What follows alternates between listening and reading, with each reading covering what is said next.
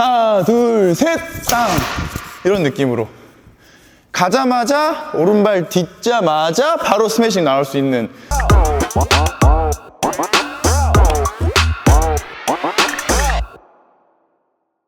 네, 안녕하세요. 지란코치입니다. 오늘은 실전에서 스매싱을 강하게 때릴 수 있는 방법에 대해서 배워보도록 하겠습니다. 네, 우선 스매싱을 설명하기 전에 그립을 간단하게 설명해 드리도록 하겠습니다. 우선 포핸드 그립, 정석은 검지가 올라가고 엄지가 내려가고 이렇게, 그리고 이 이스턴 그립, 칼처럼 잡는 그립이 정석이에요. 근데 저번 영상도 그렇고 코치님은 왜 엄지손가락이 더 올라가 있냐 이렇게 물어보신 분들이 많이 있으시더라고요. 그래서 제가 댓글로 설명을 해드렸는데, 저는 어렸을 때 힘이 없어서 강하게 공을 많이 강한 볼을 치려고 고민을 하고 연구를 하다 보니까 이렇게 잡는 그립이 저는 더 편했어요. 근데 기본적으로 칼처럼 잡은 상태, 이렇게 잡는다고 해서 이렇게 프라이팬처럼 잡는 건 아닙니다. 이렇게 이스턴 그립으로 잡은 상태에서 저는 엄지가 더 올라가 있는 거예요.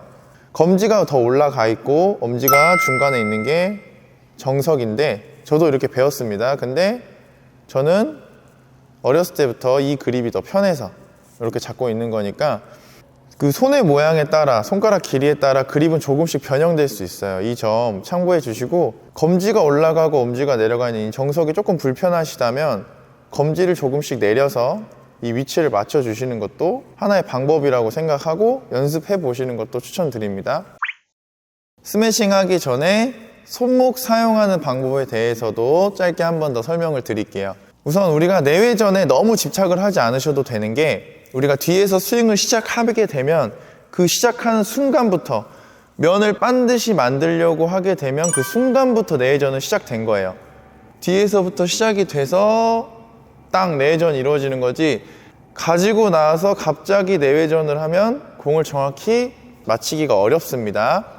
그렇기 때문에 나와서 내외전을 한다는 거에 너무 이렇게 집착하지 마시고, 뒤에서부터 스윙을 반드시 해야지 라고 생각을 하면 뒤에서부터 시작되는 게 내외전 동작이니까 너무 가지고 나서 이 돌리는 거에 집착하지 않으셨으면 좋겠어요.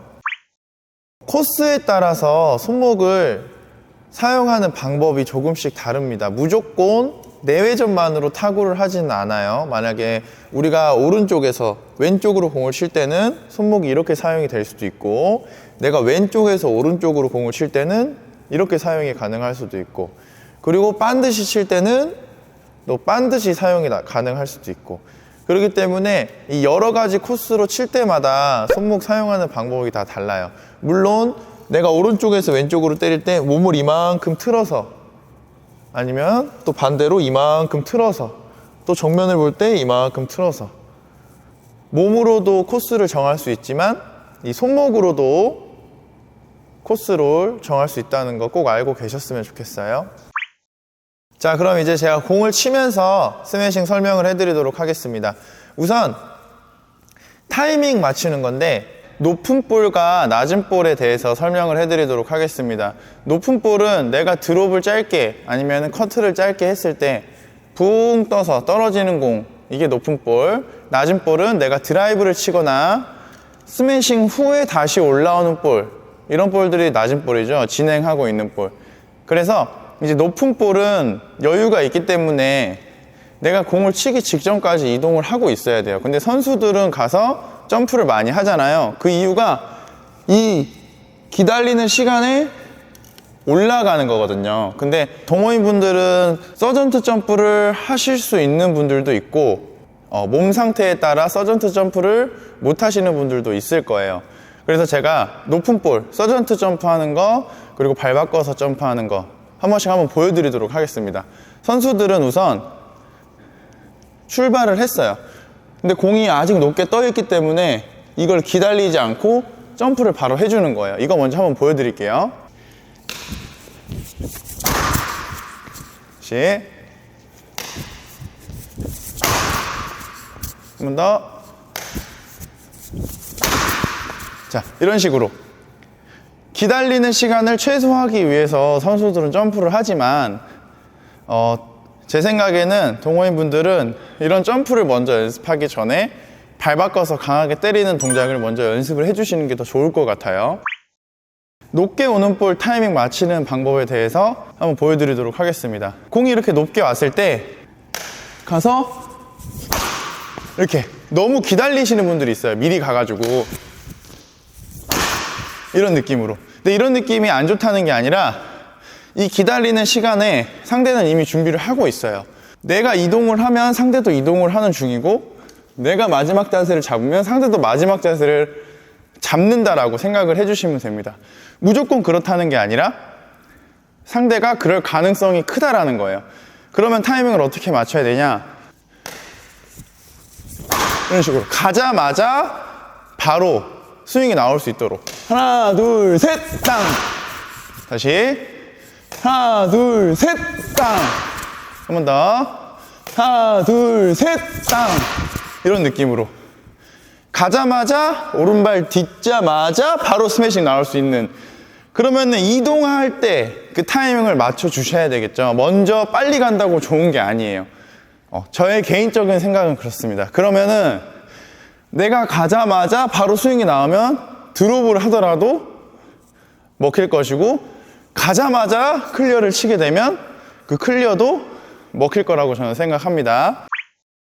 자, 그러면 낮은 볼에 대해서도 설명을 해드리도록 하겠습니다.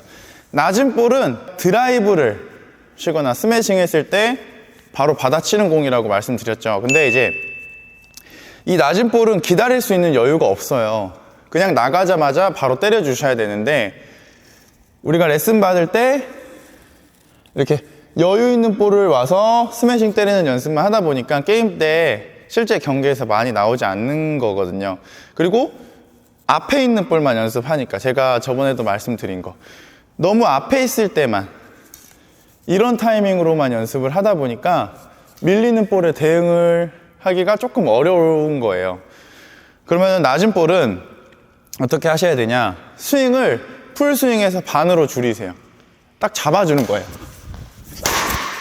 이런 느낌으로. 다시 이런 느낌으로 힘이 들어가는 구간을 조금 더 짧게 가져가는 거예요. 라켓을 끊으라는 게 아니라, 라켓은 땅 때리고 떨어지는데 풀스윙은 여기까지 힘이 들어간다면 이 밀리는 볼은 여기까지만 힘을 주고 빨리 가지고 들어오는 거예요. 왜냐면 내가 스윙을 쫙 밀어내는 거잖아요. 뿌려지는 거잖아요. 그러면 스윙이 뿌려지면서 내 몸이 뒤로 착지를 하게 돼 있어요. 근데 스윙이 너무 커버리면, 밀렸는데 스윙이 커버리면 이런 상황이 발생하실 수도 있습니다. 그래서 공을 밀렸을 때는 타구하고 빨리 가져오는 느낌으로, 다시 밀렸을 때는 짧게 타구하고 빨리 가져오는 느낌, 이런 느낌을 해주셔야 합니다. 그리고 항상 제가 중요하게 말씀드리는 거, 왼발의 이동. 이 왼발이 오른발 디딘 것보다 웬만하면 무조건 뒤로 빠져 주셔야 합니다. 이런 느낌으로. 이 왼발이 항상 앞으로 들어가시는 분들이 많이 있어요. 그래서 이 동작을 꼭 해주셔야 하는 걸 말씀드리는 거예요. 자, 그러면 높은 볼, 여유 있는 볼 3개, 낮은 볼 3개 보여드리도록 하겠습니다. 높은 볼 하나 둘 셋 땅, 다시 하나 둘 셋 땅, 하나 둘 셋 땅, 이런 느낌. 그리고 이제 낮은 볼, 낮은 볼은 어차피 내가 밀리는 상황이니까 가자마자 그냥 발 바로 바꿔주시면 돼요. 포인트는 스윙을 조금 짧게. 자, 한 번 더, 한 번 더, 이런 느낌으로 하나 둘 셋 땅. 이게 높은 볼과 낮은 볼 타이밍을 잘 잡아주시고, 항상 이동하는, 높은 볼은 이동할 때 타이밍을 잡아주셔야 하는 거 꼭 알고 계셨으면 좋겠습니다. 자, 오늘은 실제 경기에서 사용할 수 있는 스매싱 타이밍과 이동 방법에 대해서 배워봤습니다. 그리고 스윙을 어떻게 해야 되는지도 배워봤고요.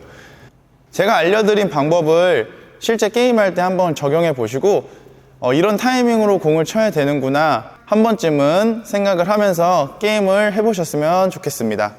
네, 오늘도 시청해 주셔서 감사합니다.